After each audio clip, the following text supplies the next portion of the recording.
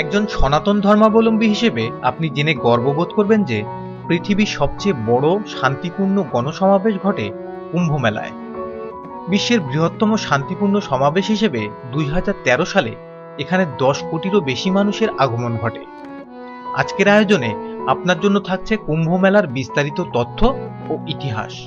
নমস্কার, আপনাদের সাথে আছি আমি অভিজিৎ এবং আপনারা দেখছেন ধর্মকথা। এই চ্যানেলটি যদি আপনি সাবস্ক্রাইব করে থাকেন তাহলে আপনাকে অশেষ ধন্যবাদ, এবং যদি না করে থাকেন তাহলে এখনই এই চ্যানেলটি সাবস্ক্রাইব করে বেল আইকনটি প্রেস করুন এবং আমাদের চ্যানেলের হিন্দু ধর্মের তথ্য সম্বলিত মূল্যবান ভিডিওগুলোর সাথে নিজেকে আপডেটেড রাখুন। সাধারণ কুম্ভ মেলা প্রতি 4 বছর অন্তর আয়োজিত হয়। প্রতি 6 বছর অন্তর হরিদ্বার ও এলাহাবাদের প্রয়াগে অর্ধকুম্ভ আয়োজিত হয়।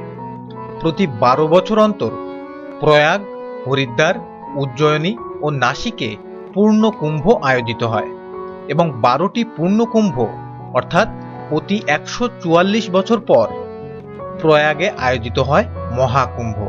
2007 সালের জানুয়ারি ফেব্রুয়ারি মাস নাগাদ 45 দিনব্যাপী সর্বশেষ অর্ধকুম্ভ আয়োজিত হয়েছে। 7 কোটিরও বেশি হিন্দু তীর্থযাত্রী প্রয়াগে এই মেলায় যোগ দেন। 15 জানুয়ারি মকর সংক্রান্তির দিন 50 লক্ষ মানুষ তীর্থ স্নান করেন। কুম্ভ মেলা 4টি ভিন্ন ভিন্ন স্থানে আয়োজিত হয়। এই 4টি স্থান নির্বাচিত হয় বৃহস্পতি ও সূর্যের অবস্থান অনুসারে। বৃহস্পতি ও সূর্য সিংহ রাশিতে অবস্থান করলে নাসিকের ত্রম্বকেশ্বরে, সূর্য মেষ রাশিতে অবস্থান করলে হরিদ্বারে, বৃহস্পতি বৃষ রাশিতে এবং সূর্য কুম্ভ রাশিতে অবস্থান করলে প্রয়াগে, এবং সূর্য বৃশ্চিক রাশিতে অবস্থান করলে উজ্জয়িনীতে মেলা আয়োজিত হয়।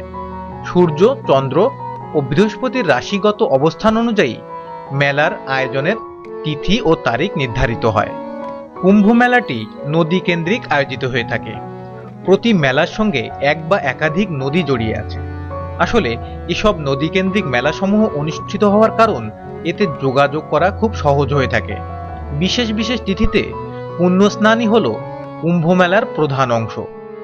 যেমন এলাহাবাদের মেলাটি হয় গঙ্গা, যমুনা ও অন্তঃসলীলা সরস্বতীর সংযোগ স্থানে, আর হরিদ্বারে প্রবাহিত হচ্ছে গঙ্গা। শুধু তাই না, আরও আছে উজ্জয়িনীতে শিপ্রা এবং নাসিকের গোদাবরী।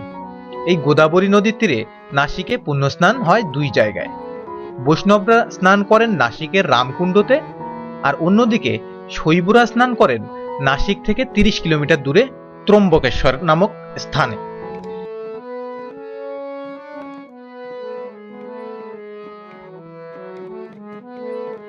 কুম্ভ মেলার ইতিহাস জানতে হলে আমাদেরকে হিন্দু পুরাণের দ্বারস্থ হতে হবে।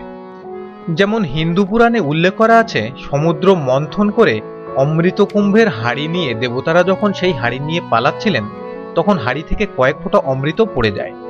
যে 4 স্থানে ওই দিন ওই অমৃত পড়েছিল তা আজকের কুম্ভ মেলার স্থান। যদিও এখানে নিরাপত্তার কোনো সমস্যা নেই, তবুও ভারত সরকার বিশেষ নিরাপত্তার ব্যবস্থা রাখেন। আসলে ভারতবর্ষে হাজার হাজার বছরের ধর্মীয় সংস্কৃতি নির্বিঘ্নে পালন হয়ে আসছে। এই সব নিরাপত্তা বাদেও এই কুম্ভ মেলা চলবে ঠিক যেমনভাবেই চলছে। 2007 সালের দিকে বছরের প্রথম 2 মাসের 45 দিন ধরে অর্ধকুম্ভ আয়োজিত হয়েছিল, আর এখানে সেই সময় 7 কোটিরও বেশি হিন্দু তীর্থযাত্রী যোগ দেন। 2001 সালে সর্বশেষ মহাকুম্ভে যোগ দিয়েছিলেন 6 কোটি হিন্দু ধর্মভীরু মানুষ। এদের মধ্যে ছিল সাধারণ হিন্দু থেকে শুরু করে সন্ন্যাসী।